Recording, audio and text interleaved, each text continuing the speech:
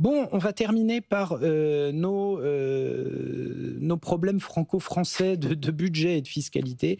Bon, on n'en sort pas, mais c'est vrai que j'interroge tous les intervenants dans Tout pour investir qui passent sur... Purée, c'est quoi la fortune improductive? Je veux dire, le livret A, c'est censé financer l'habitat, si je me souviens de mes vieux cours d'économie. L'assurance vie, déjà, c'est une enveloppe fiscale, c'est pas un placement. Bon. Le fonds en euros, il finance des entreprises, il finance l'État.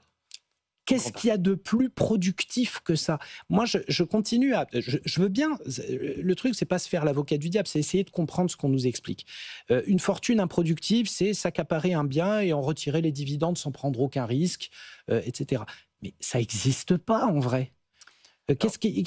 Alors, il y a au moins 3 ou 4 éléments effectivement à souligner dans cette initiative qui, pour l'instant, je vous le rappelle, n'est pas encore votée. Enfin, il y a encore des allers-retours. On le répète, c'est pas fini. Il y aura le Sénat, il y aura la commission mixte paritaire. Exactement. Voilà. Maintenant qu'on a dit ça, il y a au moins 3 éléments perturbateurs dans ce qui est proposé. Le premier, c'est ce que vous venez de dire, c'est que le terme improductif est probablement techniquement faux. Intellectuellement, il est faux. Comme vous dites, l'argent qu'on dépose à la banque, les banques les utilisent pour prêter à des entreprises, pour prêter à des personnes qui en ont besoin.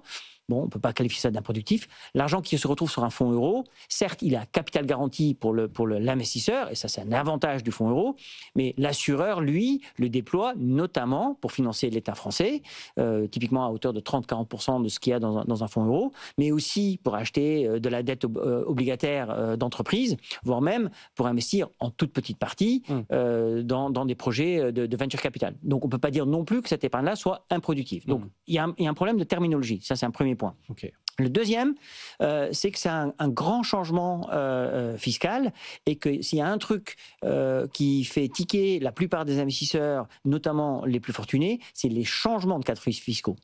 Un investisseur peut parfaitement vivre avec le fait que son épargne soit taxée, notamment les gains sur l'épargne soient taxés. Ça, c'est quelque chose de relativement immuable, même si le taux peut changer à la marge d'ici ou là. Changer aussi fondamentalement et réintroduire ce qui ressemblerait à une forme d'impôt, enfin qui est une forme d'impôt sur la fortune, c'est un choc. Et les changements aussi violents sur le système fiscal peuvent faire partir des épargnants plutôt fortunés. Donc ça, c'est un deuxième point.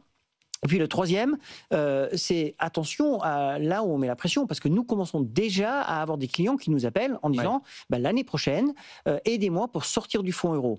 Donc si on fait les maths et que effectivement les plus gros investisseurs, ceux qui donc disposent de la plus grosse épargne et qui ont des grosses parts de fonds euros, décident d'allouer leur épargne ailleurs, il y a une partie du financement de l'État qui va disparaître et que l'État va devoir aller chercher ailleurs. C'est ça.